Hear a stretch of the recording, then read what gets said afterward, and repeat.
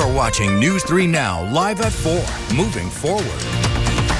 Good afternoon. Welcome to Live at 4. What's today? The calm before the storm? It's Tuesday. Are you ready for some snow? Yeah, I think so. I'm going to head to the grocery store and get all my snacks that I need. Good idea. I'm looking forward to a little bit of snow, too. We've been waiting. Practically a snowless winter, but let's get a look at our first warn forecast. We have a lot of alert days to talk about. Jacob is on the patio. Jacob? Yeah, we actually have 3 in the forecast. I don't know if that's ever happened here, but we have 2 snow systems and then an alert day for cold weather. So there's going to be a lot of winter the next couple of days, but our main focus is on tomorrow just because that's the most immediate. We're expecting around 3 to 6 inches of snow, maybe some isolated totals a little bit higher, and this is mainly for during the day on Wednesday into Wednesday night. There are winter weather advisories and winter storm warnings in effect for all of southern Wisconsin, so this is expected to hit pretty much everyone. Now, looking at the current radar, not seeing anything yet, and we're still not going to see anything for about 12 hours or so. Throughout the evening will be dry but cloudy. Some snow will begin to move in during the early morning hours Wednesday, but once we get to sunrise, that's when the consistent snow will push in, and then once the snow stops, once the snow starts, it is not going to stop for pretty much the entire day. We'll see consistent snow, sometimes heavy snow, but this is mostly going to be a light to moderate snow that simply lasts for a long period of time, so we're not going to see significantly high snow rates. And then we'll begin to break up during the evening, but that's also when we could start to see some blowing snow. So we're going to be seeing pretty much falling snow all day tomorrow, and I'll continue talking more about this and about the other alert days coming up a little bit later. Thanks, Jacob. Yeah, like you said, we should expect a good amount of snow to fall tomorrow, creating some issues for drivers. Our Kyle Pozorski shares how area road crews are getting ready for this major winter storm. Dane County leaders are looking to reassure the public that they're ready for this first major snowfall of the season. We anticipate this one's going to be a bit different. Speaking in front of a pair of snowplows, County Executive Melissa Agar laying out the plan to keep the roadways clear and public safe. Come Wednesday, the Department of Transportation will deploy 62 snowplows across the county's more than 4,200 miles of highway. Agar saying the road crews are well prepared for whatever amount of snow comes down. Our crews have been working diligently to monitor the forecast, and they are ready to begin clearing the roads as soon as the snow starts falling. The Director of Emergency Management, Charles Tubbs, further emphasizing the need for drivers to prepare if they become stranded by making an emergency road kit. Supplies should include warm clothing, phone chargers, snacks, and drinking water. If you become stranded, make sure you stay with your vehicle. Road crews are expected to work through the end of this storm and likely for hours after it concludes. Kyle Pozorski, News 3 Now. Kyle, thank you. The County Highway and Transportation Department further asks to reduce your speed and provide enough room for crews to work.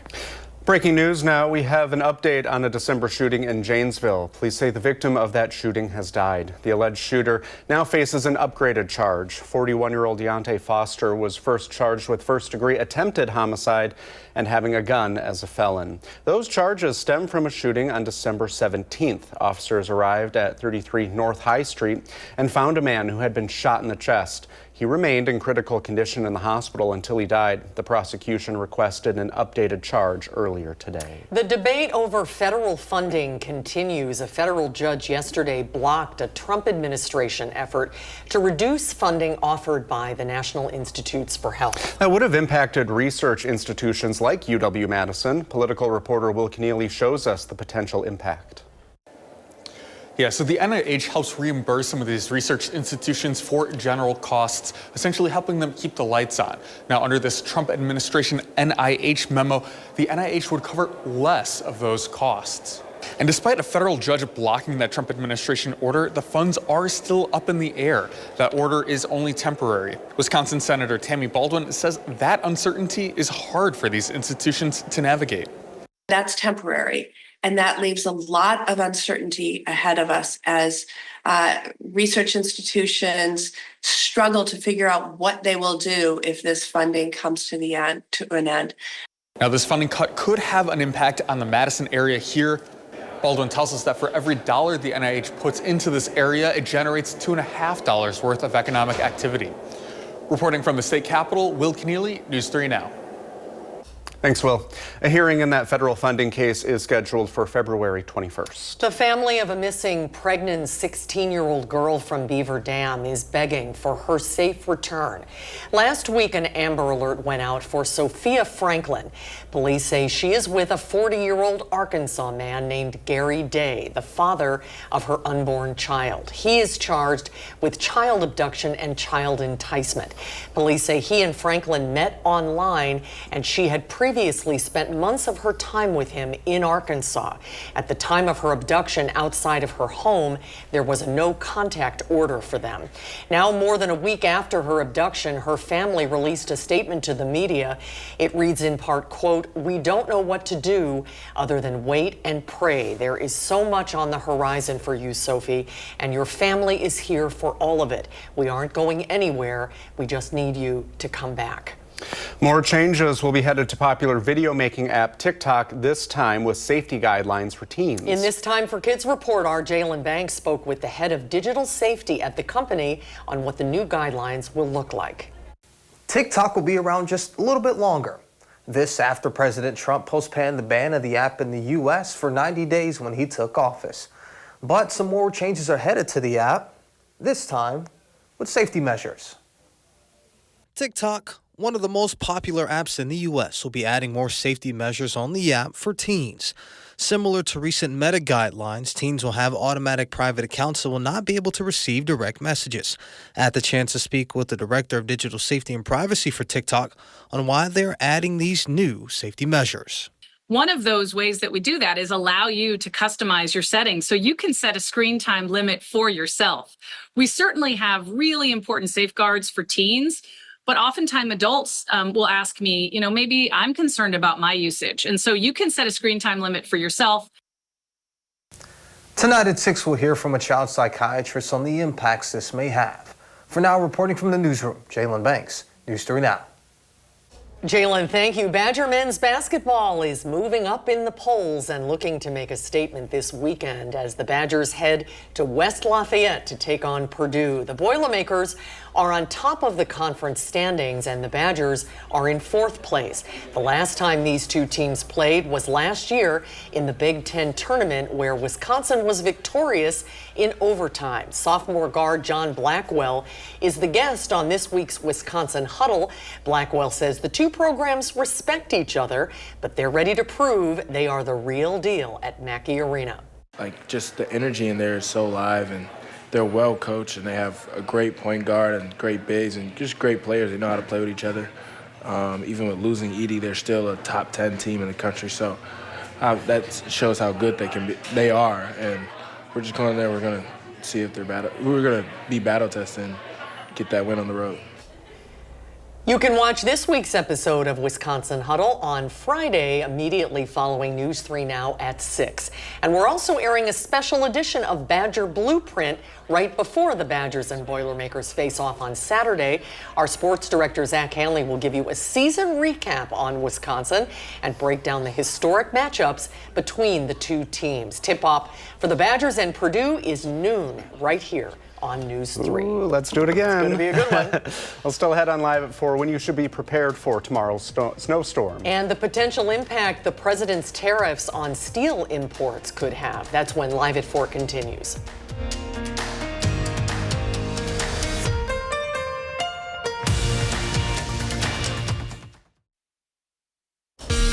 Well, if you forgot what snow looks like, brace yourselves because we are expecting a lot of it. Here's meteorologist Jacob Montesano with our alert days. Jacob?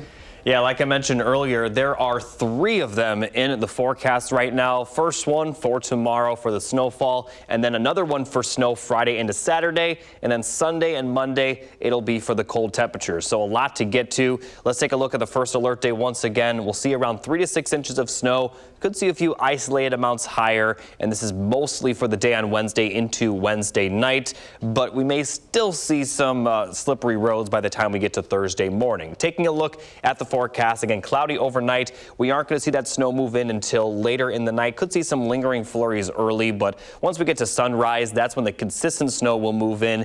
And once it starts, it is not going to stop for quite a bit. The heaviest snow does look to occur during the late morning and early afternoon, but the snow is expected to continue once we head into the middle afternoon and evening hours. And by the time we get to the evening, a lot of the snow will have already accumulated, and we also could see the winds pick up, so we may be seeing some blowing snow at this time. So that Wednesday, the evening commute for tomorrow is expected to be very hazardous. Definitely take your time. Throughout the evening, the snow will begin to break up. We may see some lingering flurries as late as around midnight to 3 a.m. Thursday morning, but once we get to sunrise Thursday, the snow will be gone. But here's the map that I'm sure a lot of people are very interested in.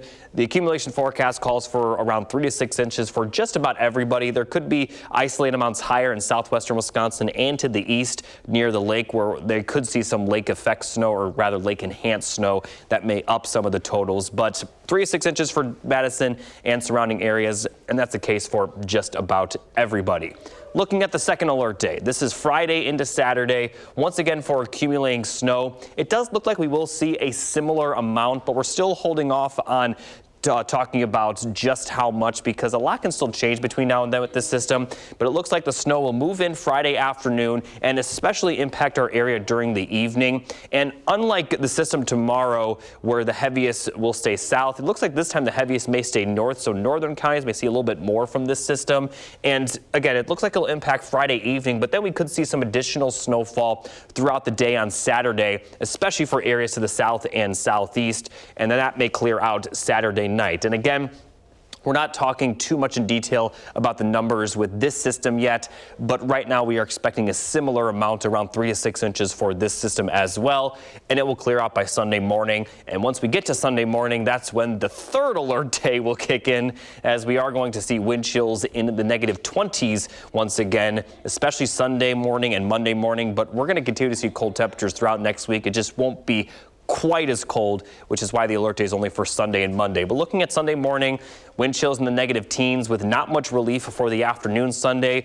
They will remain below zero. And then take a look at Monday morning. Now, these numbers are subject to change, but we're talking about these wind chills in the -20s to -30s. And the reason for this is because not only the temperatures are going to be cold, it is going to be pretty windy during this time as well. And we'll see cold temperatures for Tuesday morning on top of it. So a lot of winter going on the next couple of days. Snow tomorrow, snow Friday afternoon through Saturday morning, cold temperatures next week for Sunday and Monday.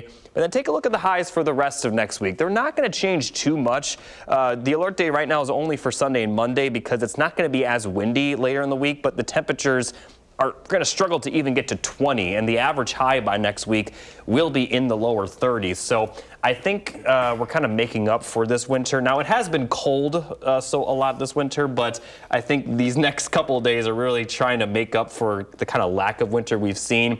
Again, mostly in the snow department, we've seen lack of winter. The temperatures have been pretty close to normal, but yeah, I mean, the snow's not going anywhere with those cold temperatures. It's not melting. Haven't seen 4 alert days in a row. No, I know. Wow. Yeah. Buckle up. Five of the, sorry to interrupt, but I was going to say 5 of the next 6 days will be alert day conditions, but there's technically only 3 just because, you know, the two of some of them blend together. But Gotcha. Yeah.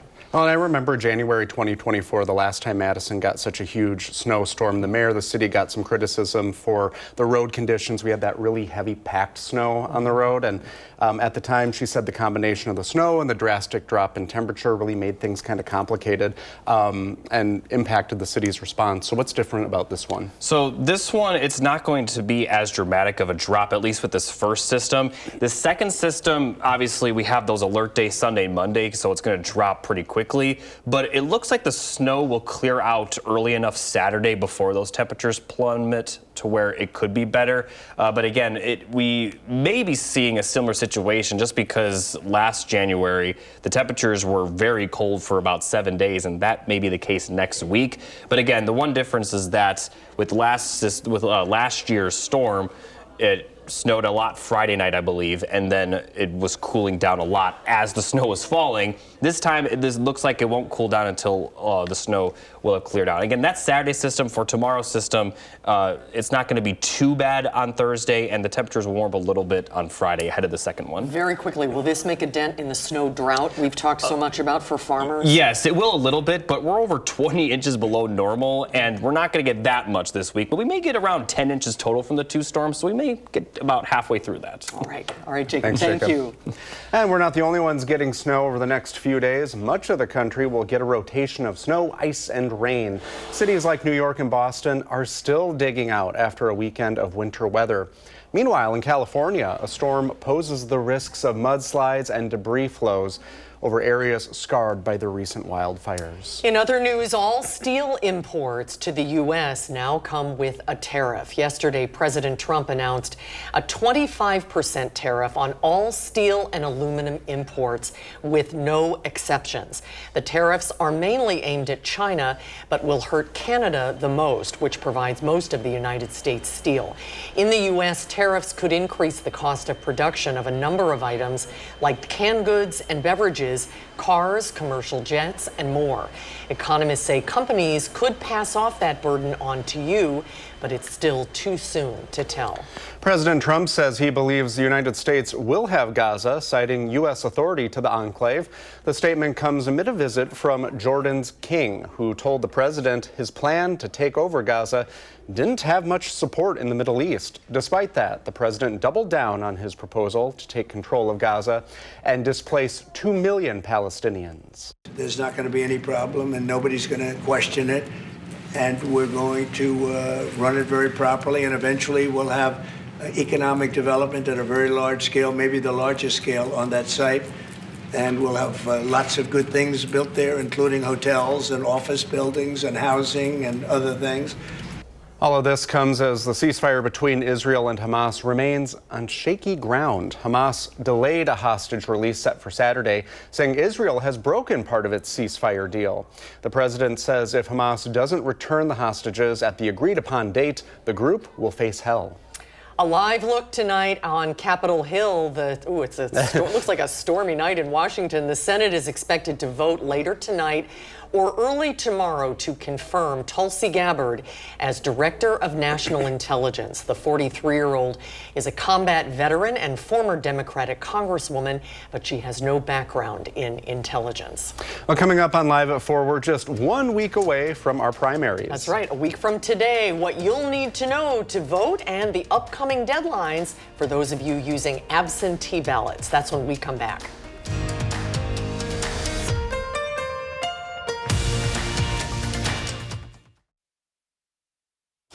Well, believe it or not, the next election in Wisconsin is only 1 week away. That's right. It's a week from today. The spring primary is Tuesday, February 18th. And joining us with some information for all of you voters out there is Barb Feeney. She is the past president of the Dane County League of Women Voters. Hi, Barb. Hi Thanks there. for joining us today. Thanks for having me. Before we talk about the election and what's on the ballot on Tuesday, tell us a little bit about the League of Women Voters. What is your role in elections?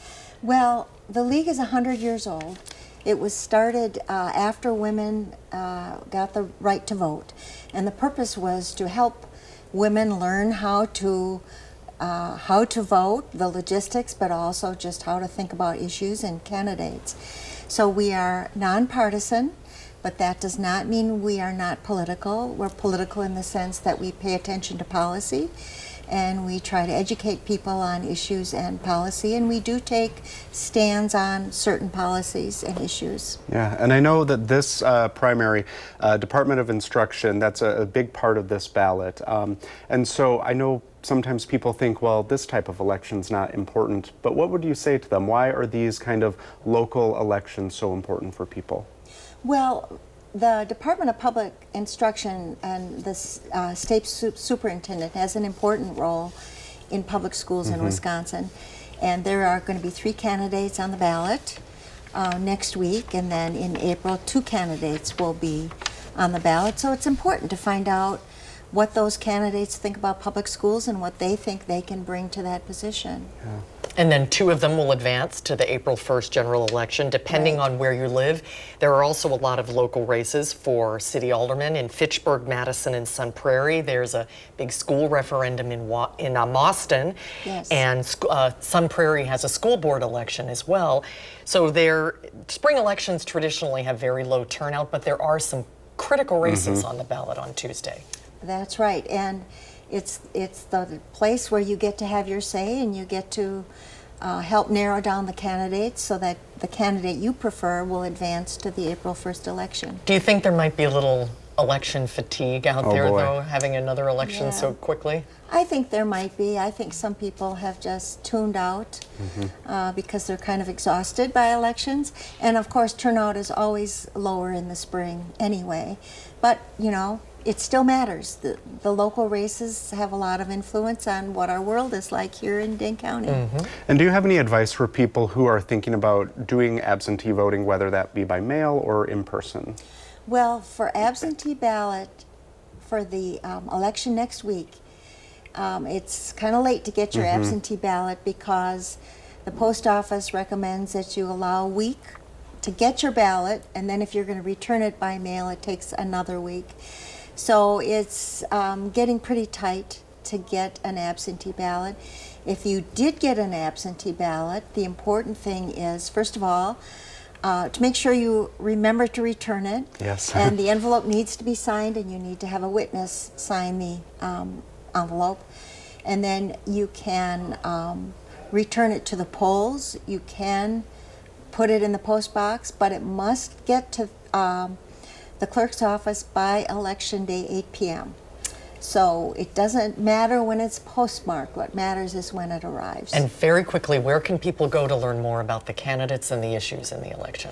In terms of the candidates, first of all, a great resource to find out what's going to be on your ballot is myvote.wi.gov. You can actually look at your ballot, find out where your polling place is. If you want information on the candidates, there are 2 sources. One is vote411.org. That is a website run by the National League of Women Voters, but there's information in it about local candidates here in Wisconsin. And the candidates say in their own words why they're running and what they think they bring to the job. You can also go to the League of Women Voters website, lwvdanecounty.org, and there's a flip book on there which might be a little bit easier for some people to navigate, and it essentially has that same information about candidates where in their own words they answer questions that we've posed to them. Very good, because these elections are so important, so thank you for being on with us. Thanks to you, Barb, for all you do. Good to see you today. Thanks for having having a good one. me. And coming up on Live at 4, a winter storm could upend daily routines this week in Wisconsin. Ellie LaLiberte shows us how Rock County is preparing.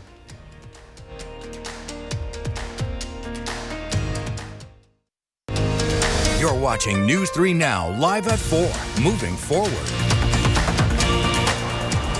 You know, I've heard a lot of people say if it's going to be this cold, we should have some snow. A lot of people have been looking for some snow, and it is on the way. Winter making a comeback are the weather words today. Yeah. Bundling up on campus there, walking to class. Jacob is on the patio, and when does the fun begin, Jacob? Well, it'll begin in about 12 hours. We're going to have dry conditions this evening and overnight, and then we'll see the snow move in around sunrise tomorrow. We currently have winter weather advisories and winter storm warnings across southern Wisconsin. Again, the further northwest you locate, once you get closer to La Crosse, that's where the least amount of snow will occur. And the most snow will be to our southwest and also near the lake, where some lake-enhanced snow is expected.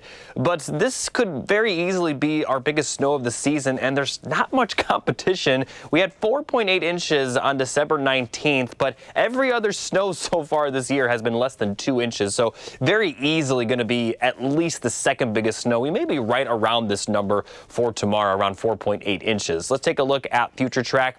We're going to see cloudy skies throughout the rest of the evening and overnight. Again, once we get to sunrise tomorrow, that's when the consistent snow will move in.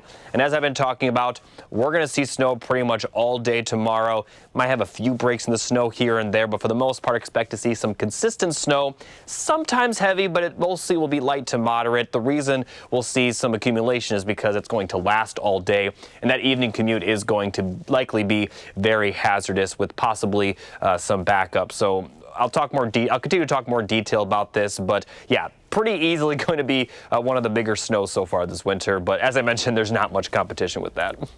Thank you, Jacob. Over in Rock County, people in Beloit won't be able to park their cars on the city streets from 9 tomorrow morning through 4 Thursday afternoon. The city has declared a winter weather emergency. So has Janesville. Our Ellie La Liberté was in Rock County today and shows us how communities are getting ready. The city of Beloit is already preparing for that winter storm, with trucks loaded up with salt and crews ready to hit the road. In Beloit, 25 winter vehicles will be on city streets and alleys, working to keep them clear and open. 16 will be plowing and clearing city parking lots and sidewalks. It's important that we keep the main roads open so that we have clear paths, clear and safe paths for our motorists to get to work, to school, to the hospital, whatever they may need to do it. Would you encourage people to drive slow, give it some extra time tomorrow morning? And while many of us may be dreading the snowstorm, there's a good population who are excited. Janesville Community Daycare Center plans to remain open tomorrow. Staff says the kids are ready for the snow. Well, our snow days, we will make every opportunity to be open just because our families have to go to work. So when the school does call off school, we are open for all the children that are enrolled. The city of Beloit still has 4,000 tons of salt left. Officials say that'll be enough to make it through the rest of the winter season. Reporting in Rock County, Ellie La Liberté, News 3 Now. Thank you, Ellie. Wall Street holding steady despite the president's latest round of tariffs. The Dow gained 123 points, the Nasdaq lost 70 points, and the S&P 500 barely moved, up just 2 points. A 23-year-old Janesville man will spend the rest of his life in prison. Earlier today, a judge sentenced Logan Barkley to life in prison after he pleaded guilty to 1 count of first-degree murder with a domestic abuse modifier. The Rock County District Attorney's Office charged Barkley last April. It stems from the April 17th murder of pregnant 22-year-old Kirsten Hansen of Janesville. While walking on Peace Trail, 2 women found her body kneeling against a tree. A criminal complaint says Barkley and Hansen had a child together. Hansen's mother identified Barkley as her daughter's on-again, off-again boyfriend. The complaint says Barkley admitted he killed Hansen because she wouldn't get an abortion. Barkley will be eligible for extended supervision after serving 50 years. This is the 24-hour helpline for Domestic Abuse Intervention Services, or DAYS. If you or someone you know needs help, even if you're not in Dane County, DAYS will help you find the resources near you to get help. You can also text them if you don't feel safe to call at the number at the bottom of your screen. Well, the prosecution and defense made their opening statements in the trial against the man who allegedly hit and killed 23-year-old Jatasia Graham, who was walking in the middle of the Beltline last January. Our Armand Rahman has more from the Dane County Courthouse. As both the state and the prosecution started with their opening statements, the question in front of the jury was whether or not Jules Tunya-Taman knew his vehicle hit and killed 23-year-old Jatasia Graham out in the middle of the Beltline last January. And that the defendant did not immediately stop his vehicle as close to the scene of the accident as possible and remain at the scene. According to his attorney, 59-year-old Jules Tunya-Taman is an in-home caretaker who was driving to one of his clients on the night of the crash. While the state is arguing he broke the law by not getting out, checking the condition of Graham, and remaining with her, the defense argues law enforcement and others who were in the car with her were trying to get her to safety, but she was in a state of mind where she adamantly got out of the vehicle of her own free will. He was in the wrong place at the wrong time. He happened to be getting on the Beltline to drive to work at the very same time that Jatasia Graham was walking out into the middle of traffic. An absolute travesty. There's no evidence that you will hear that the defendant meant to do this.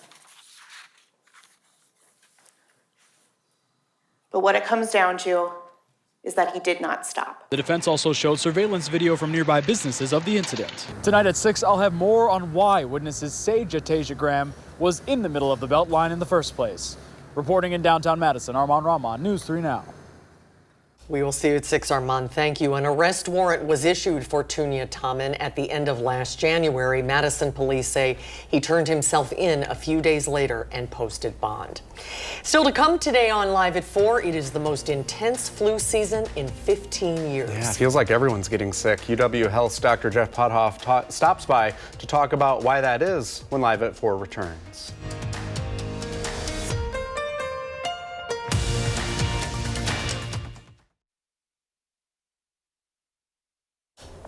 We've been talking a lot about this winter. Flu cases are surging nationally and locally. The latest information from the CDC shows doctor visits for flu illnesses have reached the highest level since 2009. UW Health's Chief Quality Officer, Dr. Jeff Pothoff, is back with us. Hello. Hi, Dr. Pothoff. Hey, how are you guys? Since 2009, that's quite the jump. Yeah. It is quite the jump. I think, earlier on, as fall kind of progressed into winter, it's kind of like, as when's flu coming, it kind of took its time, but when it decided to come, it came in a big way. I mean, it seems like everybody probably knows someone who recently had, or they themselves have had influenza. Yeah, Brady, you recently were sick. Do you think it was the flu? I think it was just a bad cold, thankfully, but I know, we've worked with a few people who, one by one, they've been knocked out by this. And people are dropping like flies, and you don't really know if it's officially the flu. When do you know if you have the flu, when you're contagious? Yeah, so basically if you're having symptoms, you're contagious with the flu. It's kind of easy that way, and then you're probably still contagious for probably like 24 hours or so after you stop having those fevers and kind of acute symptoms.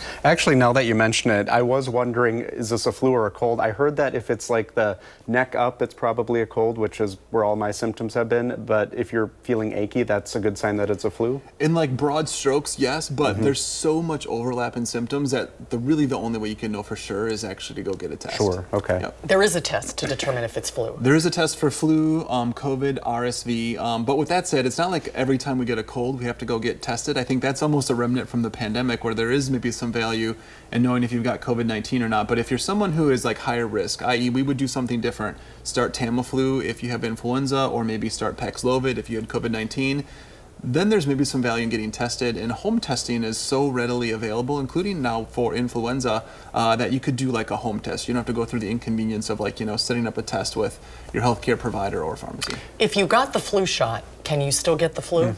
You can. So the flu shot doesn't universally prevent you from getting the flu, but what it does is your symptoms, even though you think they're really bad, are likely to have been much, much worse if you weren't vaccinated.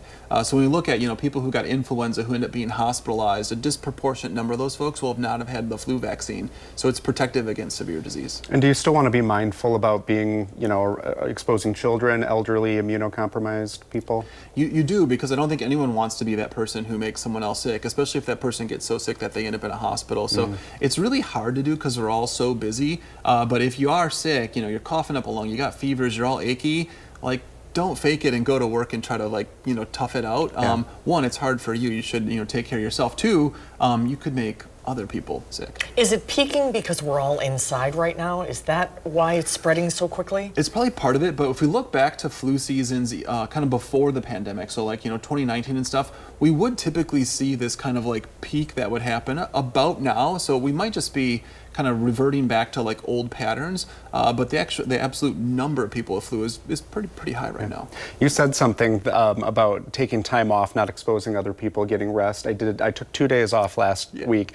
In the past, I would have felt really guilty about it, but it was the right thing to do, and I was able to do it, so I'm glad that I did. Yeah, I think both people are realizing they need to do it. Also, employers get that, it's probably not the best idea to have you come back and then make 5 other people sick. Is it too late to get a flu shot? It's not. So we still have probably another 4 or 5 weeks of influenza season. The thing that I'll tell people, though, is it takes about 2 weeks to build the immunity. So I don't want anyone to get a flu shot today, come down with the flu on Saturday, and blame the shot. It just means the flu found you before the shot can take effect. That's a good note. That's a good point. Yeah, interesting. Oh boy. And when is it expected to? Yeah, when is it expected I to think ebb? mid-March. I don't want to create any bad look for us, but usually around mid-March or so things start to calm down. In bad years, maybe the end of March. Yeah. Oh, mid-March. 5 years ago. Remember that? Hey, right. Knock on wood there. All right. Thank you very much for being on with us. Good to see you. And we'll be right back.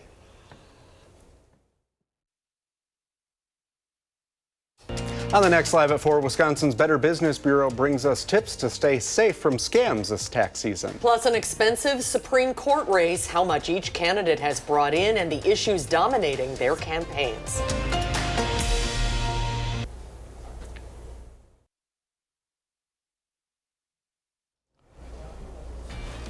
Looks like Louisville, Kentucky is getting some snow today as well. 33 degrees there. And we'll be joining them in the next couple of days getting some snow, Jacob.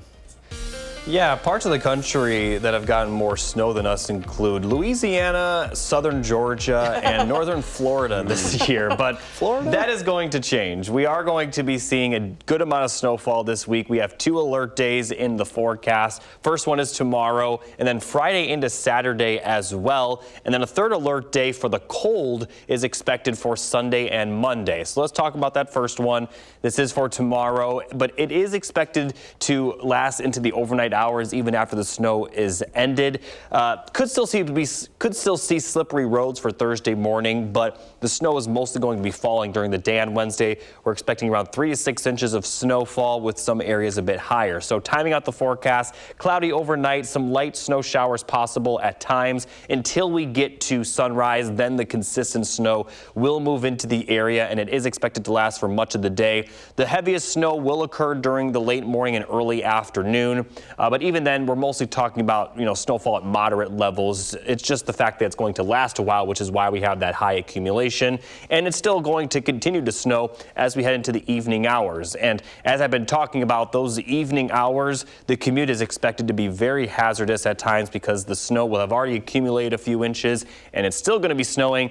And we also could be seeing some blowing snow at this time as well. Now, the good news is that it will start to break up a little bit, so there may be areas that aren't seeing falling snow during parts of the evening, but we're still going to be seeing a lot of snow already on the ground, and it will continue to break up throughout the evening hours. And once we get to sunrise Thursday, that's when we're going to see the snow clear out. So looking at the accumulation forecast, 3 to 6 inches for just about everybody. Could see up to 6 inches in southwest Wisconsin, the far southwestern portion of the state, and Iowa, and also close to Lake Michigan, where some lake enhanced snow is expected. Now, the second alert day is Friday into Saturday. We're probably going to see a similar amount of snowfall, although we're still holding off on the numbers right now, but we probably are going to see around 3 to 6 inches for this one as well. It will start Friday afternoon and continue during the evening, possibly seeing a break in the snow Friday night, but we'll possibly then see more snow as we get into the day on Saturday, clearing out by Saturday evening. So 2 chances of snowfall,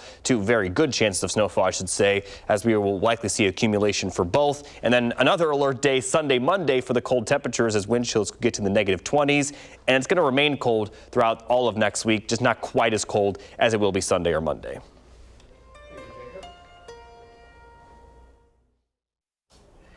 Well, pretty soon you'll be able to get a lift without a Lyft driver. The future is here. Yeah. Lyft has announced it will start using those self-driving cars. In a social media post, CEO David Risher says they could debut in Dallas by 2026. The rideshare company joined forces with a Japanese company that will own the fleet of cars that feature Mobileye Drive technology. Officials at Lyft say once these vehicles are out, customers can choose if they would like to go driverless.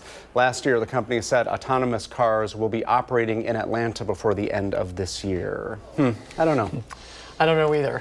It's a brave new world, though. And I would feel bad. I would want to not take someone's job away. Like I'd want to give someone a tip if they, Yeah, so. that's all. Those are all good points. Yeah. Maybe we'll have autonomous snowplows eventually. The idea of automated driving just kind of makes me nervous Yeah, right now. Me too. What could go wrong? And the Right? weather might be making people nervous. Yeah, we are going to see 2 good chances of accumulating snow, one tomorrow and then again Friday afternoon through the evening and into Saturday morning. And that's going to be followed by very cold temperatures, and it's going to remain cold for much of next week. So that snow will likely be staying on the ground. And I do want to mention Sunday and Monday morning, the wind chills could get into the negative 20s. So it's going to be very cold. All right, Jacob, thank you. We'll be right back.